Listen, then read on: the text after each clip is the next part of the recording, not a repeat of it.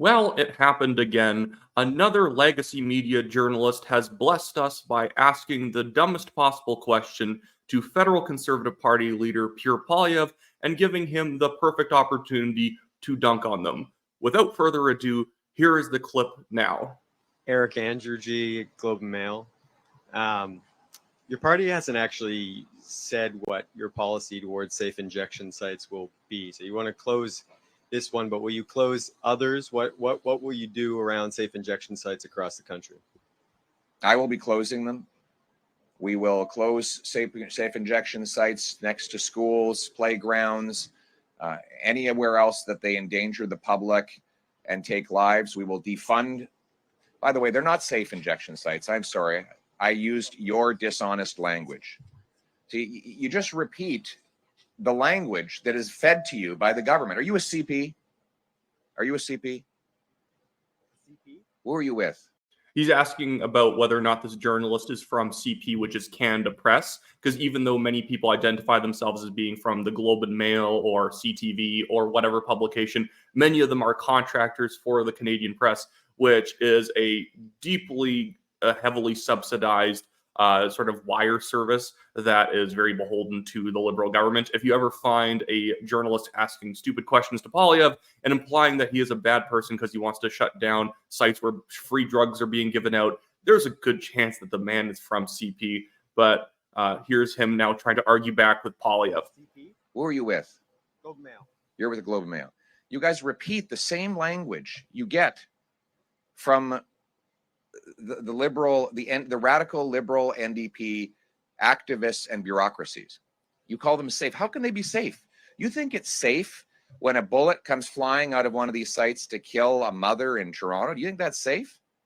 You think it's safe to have people using crack and heroin and cocaine next to a playground like this? You think that's safe?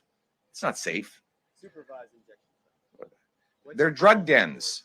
The guy kind of tries to come back and say, well, no, they're not safe injection sites, but they're supervised injection sites. All of these are just soft, silly, liberal language. We're supposed to pretend that it's safe or it's supervised or other words that make it sound very nice and bureaucratic or even utopian in some way. And it's great that he's cutting through this nonsensical language. They shouldn't be called safe injection sites. I do agree with the language of drug den.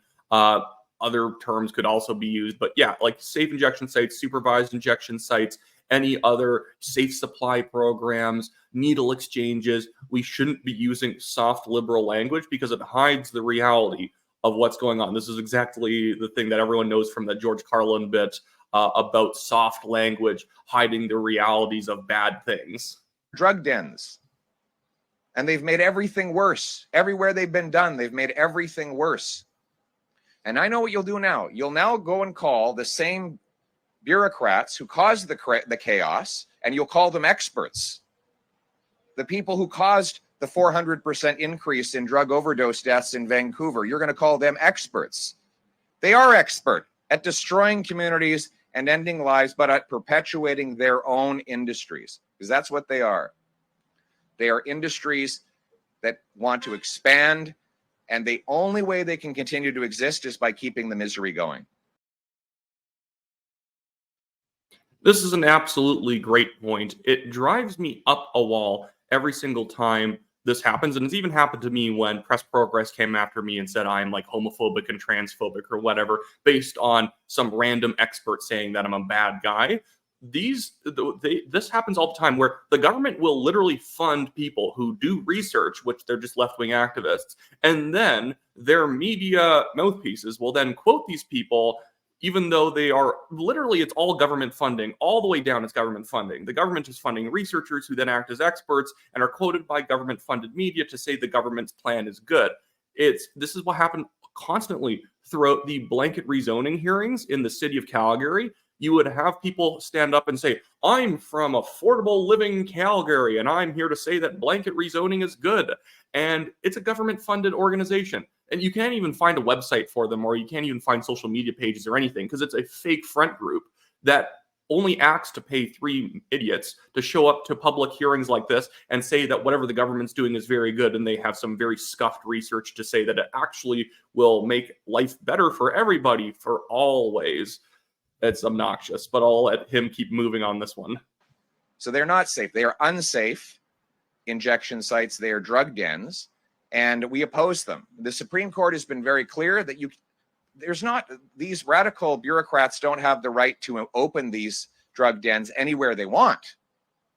The court made it clear that there are reasonable restrictions that can be placed on them, and that includes playgrounds.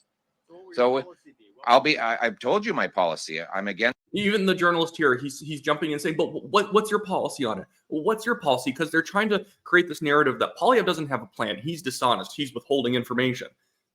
There's nothing withholding going on here. Poilievre is saying, have less of these safe injection sites, quote unquote, drug dens, and especially don't have any of them near schools, playgrounds, or any other public areas where there's a lot of people who don't want to be around open drug use. And this guy's trying to still weasel his way in and say, well, what's your program? Why aren't you telling us your program? He doesn't need to have a program. He just wants to stop the madness. Against the drug dens next to children's playgrounds, schools, other places where people who are vulnerable in the community live. We will defund them. There will not be a single taxpayer dollar from the Poilievre government going to drug dens. Every single penny will go to treatment and recovery services to bring our loved ones home drug-free. Thank you. Okay, merci. Nice try. Nice try. The Supreme Court didn't say that. See, I know what you're trying to do. The Supreme Court didn't. No, I'm giving you my answer. He's trying to then jump in and basically say, well, the Supreme Court said these were important harm reduction like institutions, and that we need them, and that they never ruled against safe injection sites as something that's legal. Sure, but that doesn't mean that they can then go up anywhere. And now Poilievre somehow against the court for wanting to shut down a safe injection site next to a school. This guy's just out of his mind. He's here to ask vaguely worded questions that imply Poilievre is doing something wrong. And if Poilievre doesn't answer it exactly right, this guy can basically say that he implied something nasty. And this is the thing that annoys everybody. So the Supreme Court did not say that there can be, okay. The Supreme Court didn't say that you can have a drug den wherever you want.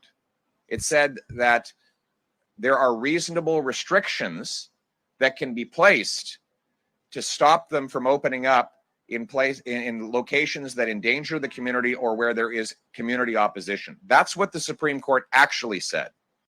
Yeah, and as always, the actual journalists don't know anything about policy. They are simply here to try and naysay a conservative, and they have very breezily read a Supreme Court decision, and they just thought it said safe injection sites good or drug dens good. It didn't.